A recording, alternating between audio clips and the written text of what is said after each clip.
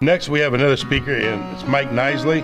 Mike's the president of the Lima Council and the president of the Ohio Building Construction Trade. Mike's been here many years, all of his life, I'm guessing, and we've done some things together. And I know you've done a lot with Dave, and I think you're a key person in this whole election for mayor too. So, with you, Mike. Yeah, thanks. Well, good morning.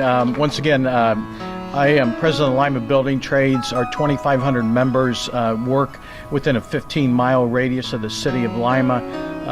And my craft that I'm associated with is the Plumbers and Pipefitters Union here in Lima. But I'm also president of the state of Ohio Building Trades. Our 95,000 members have put a hard hat on every day to go to work across this great state. And I want to talk more about my history with Dave, and I'm going to go back to 1995-96. For those of you that weren't around this area or weren't in the know about this thing, our number one employer in this area, Husky Refinery, which at the time was British Petroleum, was on the cusp of closing, and it made their intentions known they were going to close on this thing. I can't tell you, had it not been for Dave Berger to not only identify that this was happening, to engage one of the largest global companies in the world and take them on in a proactive way, he saved that refinery from closing.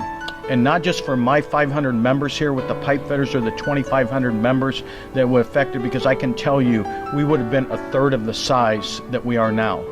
We wouldn't have been able to add on to our apprenticeship programs. We've had generations that have sustained the ability to go into an apprenticeship program and have a great living for the rest of their lives due to this man.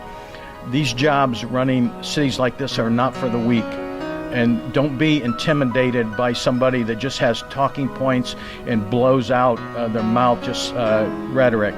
It is the soft, it is the strong leadership that Dave has that gets us to the finish line. And I've been fortunate.